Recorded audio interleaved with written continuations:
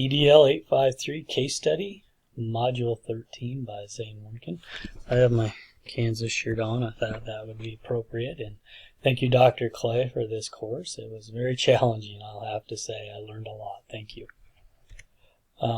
Summary, Section 1, Summary. This is Nottingham High School, Dover Unified School District, where Miguel Hernandez was the starting quarterback. He was injured in a playoff football game, and after his injury is paralyzed from the waist down. Now he has to use a wheelchair. He ended up returning to Nottingham High School after a lot of hard work and rehabilitation, and just an amazing young man. His parents met with the counselor before returning to school, explained that he doesn't need anything else. He's fine, except he needs access with a wheelchair. On the day he returned, after he received a award at assembly for him, he told him he has to change his biology class because it was only offered in an inaccessible room. But he said he needed this class to qualify for college. His parents brought a lawyer with them because of the importance of this change in the schedule and how it was just thrust upon them. Legal and ethical issues. The school failed to provide an equitable access of Section 504 violation, which is a not appropriate education for him. It is illegal to discriminate against an individual with a disability. Just because he has a wheelchair does not mean he has access to that class. That is not right. Some of the ethical things. Has this situation came up about access in a classroom before? Teachers, students, parents even coming to back to school night? Miguel and his parents should have been notified about this change in the schedule, not just thrown upon him when he showed up. It's not fair that he goes to school the first day, has all this trauma, comes back, and they change things on him. Should have been talked about before. Very, very poor communication. Very unethical in the way they handle it. It's kind of sneaky, if you ask me. I'll synthesize this in one sentence the best I can. Miguel is not receiving access to an appropriate education because he needs a wheelchair. And the only offering of his science class is not accessible. Facts. People. Okay. Miguel is a sophomore on the football team. We have Miguel's parents. We have me, the principal. Ms. Gusman, the high school counselor. Miguel's attorney, Howard Carey. And Dr. Hardy is our superintendent. The place, Nottingham High School, Dover Unified School District. Serves over about 3,200 students. But the high school building was built in 1950, which makes a quarter of the building not up to code in terms of state and federal standards required to accommodate individuals with disabilities. So that's why this came up. They're working on it. There's still a quarter to go. Programs. Excellent programs and services. Very supportive community. Outstanding school and state director, and a very successful football program. Which is why Miguel's parents brought his family there for the football team and how good it looked in the state directory. Synthesized facts continue. So here's some things that I came up with about that. I'm not sure what happened. Even though I'm the principal, I guess I should know. But did Miss Gusman make this decision by herself? Did she just decide this is too difficult, he can't get there, so we don't give it to him? Was I notified or consulted in this decision? Did Miguel gain a 504 plan because of his injury? And I know that sometimes it doesn't even need to be written down, but was it written down? I mean, pretty obvious what he needed, so I'm not sure why it would be.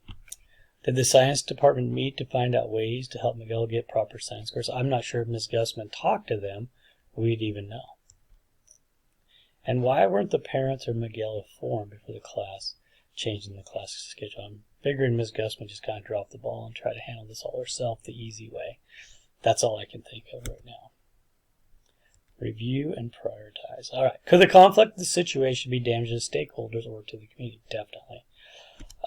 The situation could damage the school's credibility with the community, and it could with Miguel and his family because, well, the school. There's so many things that could be damaged here. The school's reputation with the community, the parents, Miguel not getting what he needs. This could be bad for everybody.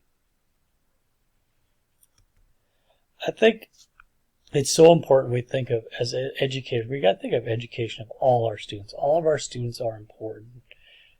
Yeah, most of them we just show up and they meet it all. Though in this situation, especially with this young man that's worked so hard, he's a high profile kid. He did a lot for the community. He was injured in front of most of the community or the school community, and for him to get treated like this is just can be very damaging to everybody. And we always want to educate the child first. I think the principal and the counselor, they just did not look out for the well-being of education for all their students. You know, the violation of the ADA is very, very big here. Have they all been consulted? The only one I can think that might not have been would be the superintendent. I think he needs to understand the importance of upgrading this building and getting that bond passed or whatever it would need to get the finances to upgrade this school so everybody has opportunities wherever they're located in the school. You know, if we change a classroom, we'll definitely have to communicate with the teacher and the students. We might have to communicate with the parents, but it's not going to change anything just where it's taught. What can I learn? Communication was poor. Poor between the school itself, poor between the school and Miguel and his parents. It was just poor. Everybody needs to be upfront and explain what's happened. So when he comes back, he needs a wheelchair. We need to prepare a way to make sure that he meets all his requirements to go to school. His education is just as important as it was before he got injured. Just because he's injured, he doesn't deserve to lose what he had. Did we look at the options? And we did not look at all the options. There's many options, and we'll talk about some of them. And we need to look at those options. Plus, I do believe that we have enough to make a decision on this. I think this is pretty straightforward. If it would have been handled different, it would have been no problem at all. What are my options? Number one, take no charge. Take no action, no changes. Don't change the school student's schedule. Leave him where he was so he can't take that class. Do not fix the accessible classroom issue. Make him take a different science class. That makes it easy for the school. Challenge the lawsuit by Miguel's attorney. That's it. Just no change. Just fight everything. 2, take action. Totally redo the school. Right now, we're going to redo the school. We're going to change his classroom. If we have to, we're going to do whatever it takes. Lots of action. Number 2, the intermediate actions. Okay, offer a different science course that will still qualify the student for college if he wants. Move the biology class so the student can continue in the class. Or have Miguel take his class next year. So there's some options.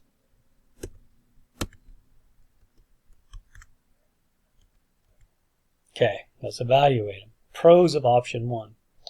I don't know, just it's easy for the counselor.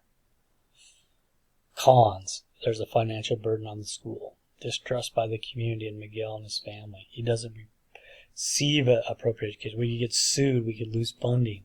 So many cons with that one. Number 2. Option 2. I think we can solve the accessibility problem for staff and students. That would be great. But do we have the finances? That's expensive. And building right in the middle of school would take those kids out of those classes anyway. Take too long to finish. Okay, intermediate actions. The pros, Miguel gets an option to deserve and gets what he deserves. I think it helped the school climate that we're looking out for each other's, and it helped prepare us for a similar situation.